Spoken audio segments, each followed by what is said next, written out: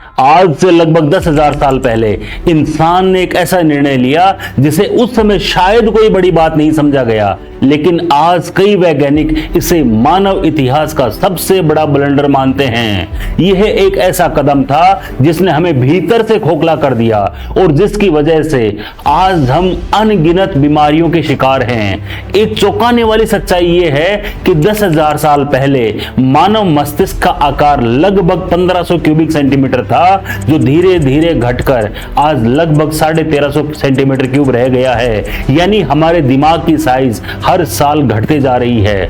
वर्तमान की कड़वी सच्चाई यह भी है कि दुनिया भर में हर साल लगभग 6 करोड़ 70 लाख लोगों की मौत होती है और इनमें से 50% मौतें अकेले कैंसर और हार्ट डिजीज की वजह से होती हैं।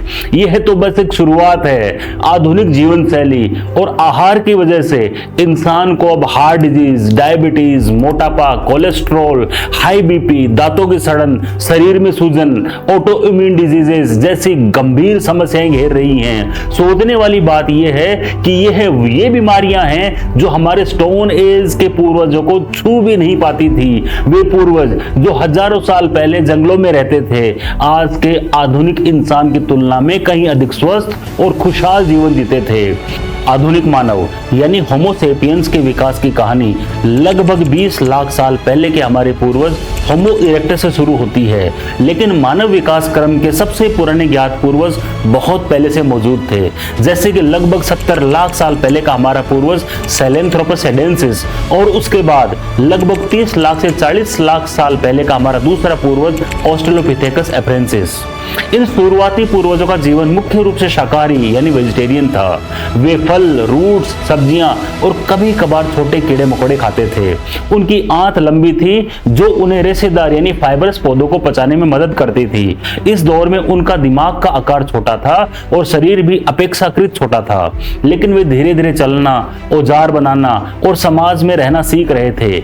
यह वह निर्णायक समय था जब मानव शरीर प्राकृतिक रूप से जंगली वनस्पतियों पर आधारित था और उनकी आंखें, हाथ तथा दिमाग अस्तित्व यानी सर्वाइवल के कौशल सीखने के लिए धीरे धीरे विकसित हो रहे थे। लगभग 26 लाख साल पहले विकसित हुए हमारे पूर्वज होमो हैबिलिस ने मानव इतिहास में एक महत्वपूर्ण मोड़ लिया जब उन्होंने सबसे पहले औजार बनाना सीखा। पत्थर, लकड़ी और हड्डियों से बने ये साधन उनकी बढ़ती ताकत बन गए। इसी दौरान उन्होंने आग का इस्तेमाल करना भी शुरू कर दिया, जिसने उनके आहार में क्रांति ला दी। आग पर भोजन पकाना आसान हो गया, जिससे शरीर ने मांस और प्रोटीन से अधिक कैलोरी लेने की क्षमता विकसित की। इस पोषण संबंधी सुधार के परिणाम स्वरूप होमो हैबिलिस धीरे धीरे मांस का सामूहिक उपभोक्ता यानी कि ओकेजनल मीट ईटर बन गया।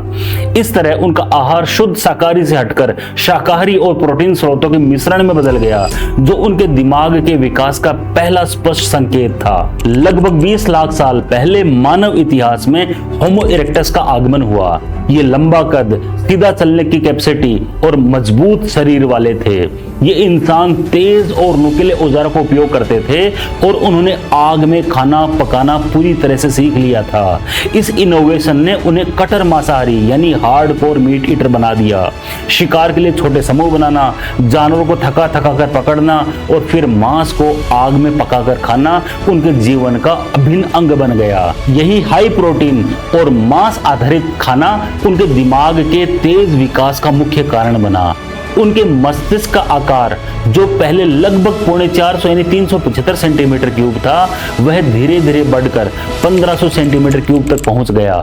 वैज्ञानिक इस महत्वपूर्ण अवधि को ब्रेन बूम पीरियड कहते हैं। मानव विकास के क्रम में दिमाग के आकार का इतना अधिक बढ़ जाना इवोल्यूशन की एक थ्योरी एक्सपेंसिव टिश्यू हाइपोथेसिस से समझेंगे। एक्सपेंसिव टिश्यू हाइपोथेसिस ये समझाने के लिए एक महत्वपूर्ण विकासवादी सिद्धांत है कि मानव मस्तिष्क यानी ह्यूमन ब्रेन इतना बड़ा और ऊर्जा खर्चा करने वाला अंग कैसे बन सका, जबकि हमारे शरीर का कुल ऊर्जा खर्च अन्य प्राइमेट्स के समान ही रहा। हमारा दिमाग जो शरीर के कुल वजन का केवल 2 से 3% है, वह अकेले ही शरीर की 20 से 25% एनर्जी का उपयोग करता है। इस विशाल एनर्जी की मांग को पूरा करने के लिए इवोल्यूशन उन्होंने एक ऊर्जा व्यापार समझौता यानी कि एनर्जी ट्रेड ऑफ किया।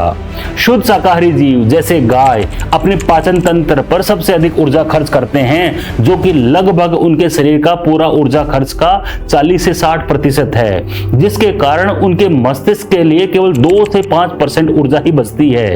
इसके विपरीत हमारे पूर्वजों ने उच्च गुणवत्ता वाला खाना, आसानी से पचने वाला आहार जैसे मांस और पका हुआ भोजन अपनाना शुरू कर दिया। इस बेहतर आहार के कारण भोजन को संसाधित यानी कि प्रोसेस करने के लिए आवश्यक आंतों का आकार धीरे धीरे छोटा हो गया और इन छोटी आंतों की ऊर्जा की लागत में हुई बचत को सीधे हमारे मस्तिष्क के अभूतपूर्व विकास के लिए उपयोग किया गया। संक्षेप में हमने पाचन तंत्र के आकार से समझौता किया ताकि हमें बुद्धिमानी मिल सके। इस परिवर्तन ने इंसान के दिमाग का विकास 4 गुना तेज कर दिया। आग में खाना पकाना, औजार, समूह में शिकार करना, सभी ने मिलकर इंसान को सबसे इंटेलिजेंट प्रजाति बनाया। आधुनिक मानव यानी होमो सेपियंस के साथ ही एक अन्य महत्वपूर्ण मानव प्रजाति होमो निएंडरथैलेंसिस का विकास हुआ, जो लगभग 2 लाख से 40,000 साल पहले तक यूरोप और एशिया के बर्फीले इलाकों में बसे हुए थे। इन निएंडरथल इंसानों ने विपरीत परिस्थितियों में जीवित रहने के लिए शिकार के कौशल यानी हंटिंग स्किल्स को बहुत अच्छी तरह से विकसित किया। उनका खाना मुख्य रूप से मांस पर आधारित था। कठोर जीवन शैली ने उनके समूह को अस्तित्व यानी कि सर्वाइवल, प्लानिंग और टीम वर्क जैसे आवश्यक कौशल विकसित करने के लिए प्रेरित किया। निएंडरथल्स का यही उन्नत अनुभव और सामूहिक जीवन कौशल बाद में होमो सेपियंस के सामाजिक और तकनीकी विकास का एक महत्वपूर्ण आधार बना। आखिरकार लगभग 2 लाख साल पहले वर्तमान मानव प्रजाति होमो सेपियंस अस्तित्व में आई।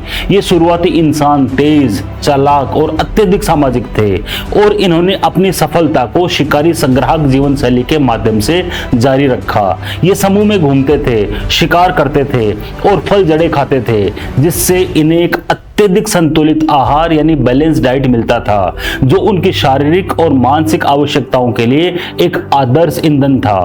इस आहार में औसतन 37% प्रोटीन, 41% कार्बोहाइड्रेट्स और 22% फैट शामिल था, जिसमें कैलोरी का लगभग 60% हिस्सा जानवरों के स्रोत यानी एनिमल सोर्सेज से आता था। ये विशिष्ट जीवन शैली और आहार ही इंसान को स्वस्थ, लंबा और मजबूत बनाता था।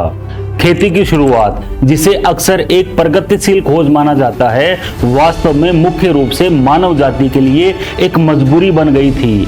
लास्ट आइस एज के बाद जलवायु के स्थिर होने और खाद्य स्रोतों में कमी आने से एक जटिल समस्या पैदा हो गई। सबसे महत्वपूर्ण कारक था जनसंख्या का बढ़ता दबाव।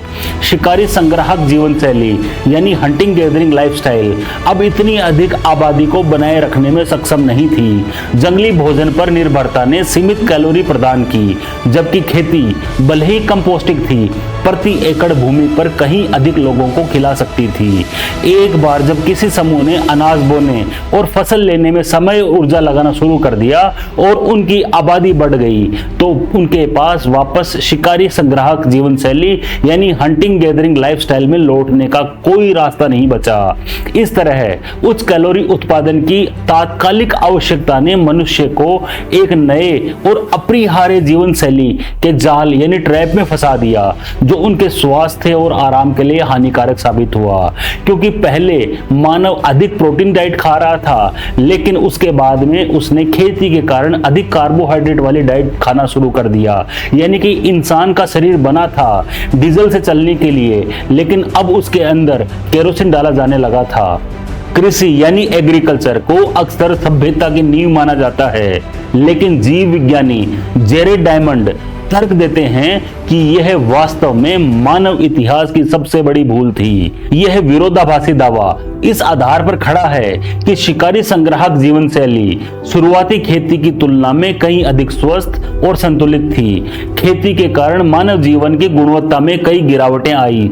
सबसे पहले स्वास्थ्य और पोषण का स्तर गिरा, क्योंकि शिकारी संग्राहकों के 75 से अधिक विविध खाद्य पदार्थों वाले संतुलित आहार के बजाय किसान मुख्य रूप से चावल या मक्का जैसी केवल 1 या 2 स्टार्च यानी कार्बोहाइड्रेट आधारित फसलों पर निर्भर हो गया। कंकालों के अध्ययन अध्ययन से पता चला है कि शुरुआती किसान में आयरन की कमी से होने वाला एनीमिया और इन्फेक्शियस डिजीज में 4 गुना तक वृद्धि हुई, जबकि उनकी औसत ऊंचाई भी कम होती गई। दूसरा, खेती ने सामाजिक असमानता को जन्म दिया। भोजन का भंडारण और अतिरिक्त उपज संभव होने से पहली बार एक अभिजात वर्ग यानी एलिट क्लास का उदय हुआ, जो किसानों के श्रम पर फलता फूलता था, जिससे समतावादी यानी एगेलिटेरियन समाजों का अंत हुआ। अंत में स्थायी और भीड़ भरे समाजों में रहने की मजबूरी ने जनसंख्या के घनत्व को बढ़ा दिया, जिससे चेचक, खसरा, तपेदिक जैसी संक्रामक महामारियों को फैलने का मौका दिया, जो छोटे गतिशील शिकारी समूह में संभव नहीं था। अंत में यदि हम इस वीडियो का निचोड़ निकालें तो खेती ने क्वांटिटी के लिए क्वालिटी का बलिदान दे दिया।